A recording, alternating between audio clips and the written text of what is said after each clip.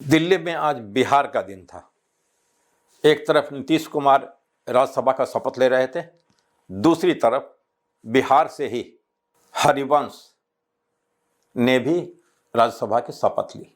हरिवंश को राष्ट्रपति द्रौपदी मुर्मू ने मनोनीत किया है और वो भारत के मुख्य न्यायाधीश रहे रंजन गोगोई की जगह लेंगे, जो पिछले दिनों रिटायर हो गए। राम जन्मभूमि मामले में ऐतिहासिक फैसला देने की एवज में रंजन गोगोई को नरेंद्र मोदी ने 6 साल पहले राज्यसभा का सदस्य बनाया था।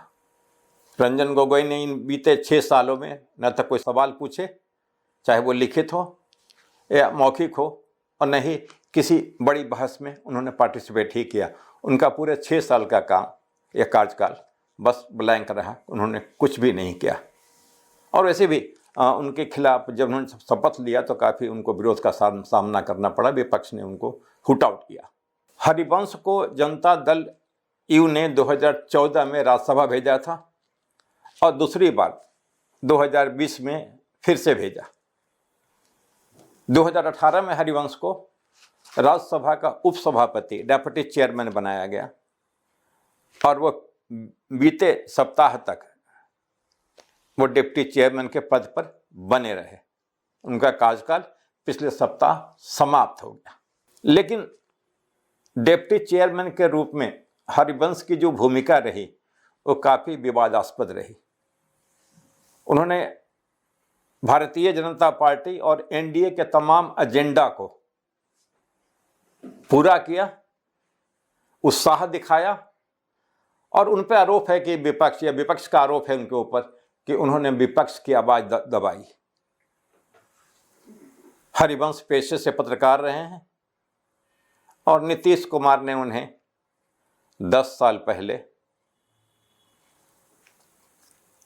राज्यसभा भेजा था।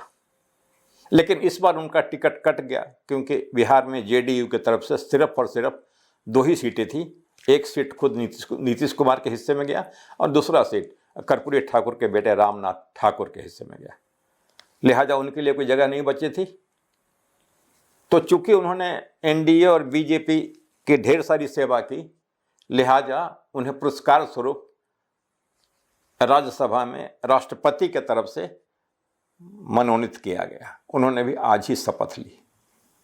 नीतीश कुमार के लिए एक खबर एक आश्चर्यजनक थी। हालांकि इसका नोटिफिकेशन कल हो चुका था राष्ट्रपति भवन से, लेकिन नीतीश कुमार कल जब शाम में पहुंचे तो उनको इसकी भनक नहीं थी, और आज जब उन्होंने शपथ लिया तो आज सुबह ही उन्हें मालूम हुआ।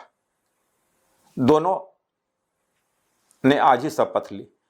बीते वर्षों में हरिवंश के साथ नीतीश कुमार के कुछ एक हिस्सों पे मतभेद उभर के सामने आए, जब हरिवंश ने जनता दल यू के नीति और चाहत के खिलाफ बीजेपी का साथ दिया, एनडीए का साथ दिया। इसका असर ये हुआ कि बिहार के कई नेताओं ने उनसे इस्तीफे की मांग की थी, लेकिन उन्होंने यह कहकर इस्तीफा नहीं दिया था क्योंकि उन्होंने कहा कि मैं संवैधानिक पद पे हूं और मुझे इस्तीफा देने की ज़रूरत नहीं है। जब नया संसद भवन बना तो उसमें जेडीयू ने इसका बहिष्कार किया अन्य दलों के साथ, लेकिन हरिवंश ने ऐसा नहीं किया और वो उस कार्यक्रम में प्रमुखता से बने रहे। हरिवंश संसद के कई कमेटियों में रहे हैं, चाहे वो कमेटी ऑन एग्रीकल्चर हो, कमेटी ऑन कंटेंट हो राज्यसभा टीवी के लिए, बिजनेस एडवाइजरी कमेटी हो या अन्य कमेटियां हो वहाँ, और इंफॉर्मेशन ब्रॉडकास्टिंग मिनिस्ट्री के पैनल पर भी, जिसको बोलते हैं parliamentary standing committee on INB, वहाँ भी वो सलाहकार रहे हैं।